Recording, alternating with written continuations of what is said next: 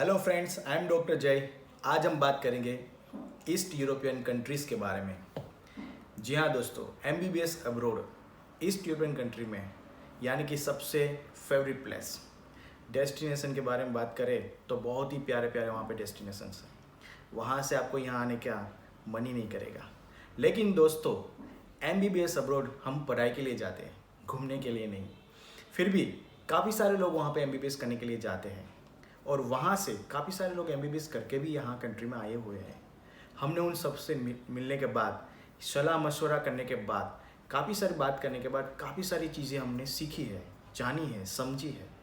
और कई लोग, कई सारे पेरेंट्स भी हमें पूछने के लिए आते हैं कि रशिया इतना पुराना कंट्री है कि जहाँ पे 100 साल पुरानी हॉस्पिटल्स या कॉलेजेस हैं। यूक्रेन जो रशिया का ये पार्ट है, Georgia, Belarus, Kazakhstan, Kyrgyzstan, Uzbekistan, ये सारी जगह पे एमबीबीएस होती है। लेकिन जैसे कि रशिया की बात करें तो रशिया में से लोग वापस क्यों आ जाते हैं, या दूसरे या तीसरे साल में क्विट क्यों कर देते हैं कि एमबीबीएस करना ही नहीं है। सोचने वाली बात है। आज मैं आपको ये बात बताऊंगा कि ऐसा क्यों हो रहा है। दूसरा एक कंट्री यूक्रेन, काफ़ी सारी यूनिवर्सिटीज़ है, लवीव है, विनित्सिया है, बोगोमलेट है, उजोरड है, डेनिप्रो है, और भी कई सारी यूनिवर्सिटीज़ उसमें हैं। लेकिन तीसरे साल में ऐसा क्या होता है कि बच्चे वहाँ से आर्मेनिया, कजाकिस्तान चले जाते हैं। कजाकिस्तान में यहाँ से बच्चे कम जाते हैं, फिर भी वहाँ की कॉलेज में इतने सारे बच्चे आते कहाँ से हैं? ऐसा क्यों होता है कि इतने सारे स्टूडेंट कजाकिस्तान और आर्मेनिया में पढ़ रहे हैं? क्या वहाँ की एजुकेशन क्वालिटी इतनी अच्छी है कि वहाँ से लोग ट्रांसफ़र होकर वहाँ पे चले जाते हैं? ऐसा क्यों है कि कोई भी पेरेंट्स ये बताने के लिए कोशिश भी नहीं करता किसी और पेरेंट्स को या किसी और लोगों को कि मेरे बच्चों के साथ ऐसा क्यों हुआ, हमने वहाँ से क्यों ट्रांसफ़र लिया, और ऐसा क्यों है कि वहाँ से यहाँ पे जो स्टूडेंट आते हैं वो कम लोग पीजी में एडमिशन ले पाते हैं। या तो वो लोग यही काम करते हैं जो हम कंसल्टेंट करते हैं, वहाँ पे कई कॉलेज में एडमिशन करवाने का काम, वहाँ पे रुक जाने का काम, किसी और काम को देख लेना। ऐसा क्यों होता है?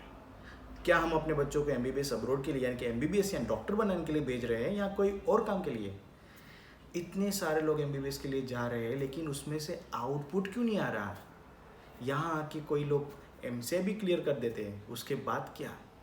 उनके बाद ये लोग कहाँ गए जो इतने सारे बच्चे हैं? लोग ये बात करते हैं काफ़ी सारे बच्चे वहाँ पढ़ रहे हैं, काफ़ी सारे लोग वहाँ पढ़ रहे हैं, लेकिन है कहाँ वो लोग? अभी तक आए हैं वो भी कहाँ है? कम लोग हैं जो यहाँ पे आके पीजी में एडमिशन लेते हैं, कम लोग हैं जो अपना खुद का अस्पताल खोल के बैठे हैं। तो ये सारी बातें आपको जाननी ज़रूरी है।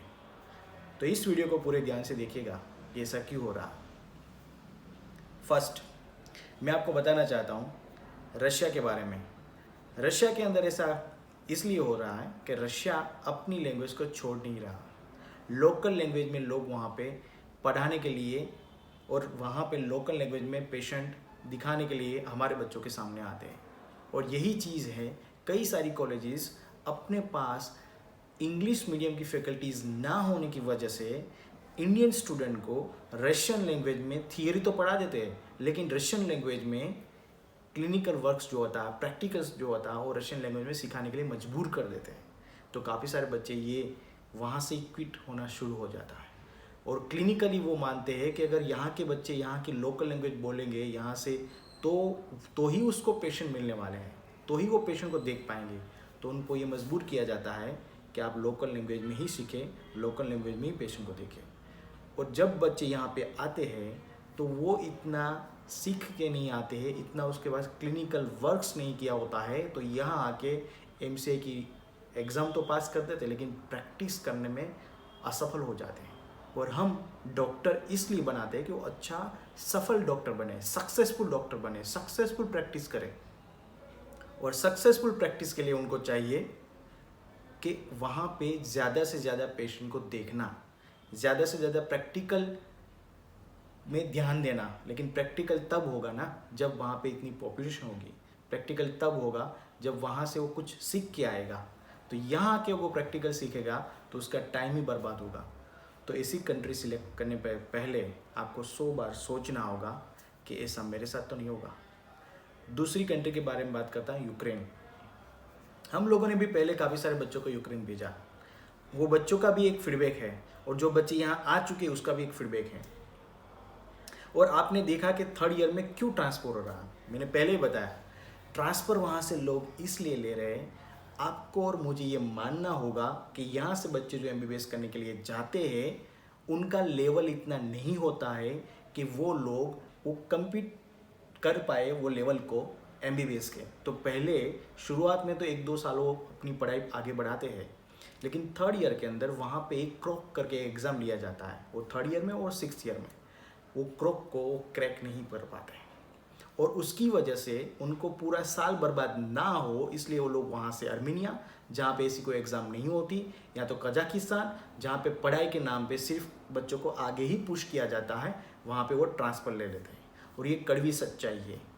या तो फिर आप अच्छी तरीके से एमबीबीएस की पढ़ाई करो और अच्छी तरीके से पढ़ाई नहीं कर सकते तो आप वहाँ जाने का कोई मतलब नहीं है। दूसरी बात ये है कि हम हमेशा मैं एक बात बोलता हूँ कि हाँ, आपने इंग्लिश मीडियम से पढ़ाई की है, आपका इंग्लिश पावरफुल है, तब वो कंट्री चूज़ कर सकते हो। आप पढ़ने में अच्छे हो तो वो कंट्री चूज़ कर सकते हो। लेकिन अगर आपने गुजराती मीडियम से पढ़ाई की है या अपनी लोकल किसी बोर्ड से आपने पढ़ाई की है और फिर आप जाना चाहते हो यूक्रेन, रशिया, जॉर्जिया, बेलारूस, तो एक बार नहीं 100 बार सोचिए कि ऐसे कंट्री में जाने से ना तो मेरा पढ़ाई का ठीक से ध्यान रहेगा, मुझे वहाँ की लैंग्वेज के साथ में थोड़ा कॉम्प्रोमाइज़ करना पड़ेगा, पेशेंट भी नहीं मिलेंगे, प्रैक्टिकल मुझे कम वहाँ पे मिलेगा काम करने के लिए, इंडिया में आके मुझे वो स्ट्रगल करनी पड़ेगी। ये इसलिए बोल रहा हूँ कि बच्चों का फ्यूचर का सवाल है। और जब बच्चे यहाँ पे आते हैं और यहाँ पे छोटा मोटा काम करते हैं हॉस्पिटल के अंदर और वो एग्ज़ाम भी पास करने के बाद भी वो पीजी के अंदर एडमिशन नहीं ले पाते और ले भी लिया तो वो इतना काम अच्छी तरीके से नहीं कर पाते। हमारे हॉस्पिटल में भी काफ़ी सारे डॉक्टर्स ऐसे हैं कि वो अपना पूरा कंप्लीट करके तो आ गए, डॉक्टर तो बन गए, लेकिन उसके पास प्रैक्टिकल नॉलेज नहीं है। जितना एक डॉक्टर के पास सफिशिएंट नॉलेज होना चाहिए वो नहीं है। यानी कि सिर्फ डॉक्टर बनना ज़रूरी नहीं है, सक्सेसफुल डॉक्टर बनने के लिए काफ़ी सारी चीज़ों की ज़रूरत पड़ती है। जो मैंने आपको बताई है वो चीज़ें ये कंट्री नहीं दे पाएगी। इससे बेटर है कि आप एमबीबीएस ना करें, बीएचएमएस, बीएएमएस या कोई भी अदर पैरामेडिकल कोर्स करके अपने फ्यूचर को ब्राइट बनाइए। या तो फिर ऐसे कंट्री में जाइए जहाँ पे ये सारी चीज़ें होती है, जहाँ की प्राइमरी लैंग्वेज जो है वो इंग्लिश होती है, मॉड्यूलर स्टडी होता है, प्रैक्टिकल नॉलेज में वो लोग ज़्यादा ध्यान देते हैं। यानी कि आपके फ्यूचर को बनाएगा, वो आपकी लाइफ को बनाएगा, वो आपके पूरे मेडिकल करियर को कैसे क्रिएट करना है वो पूरा बनाएगा। तो ऐसी कंट्री में जाने से आप एक अच्छे सक्सेसफुल डॉक्टर बन सकते हो। तो आप ज़रूर से ऐसे डॉक्टर्स से मिलिए जो यहाँ पे आए हैं और सक्सेसफुली पीजी में एडमिशन ले आए या तो सक्सेसफुल अपनी प्रैक्टिस कर रहे हैं।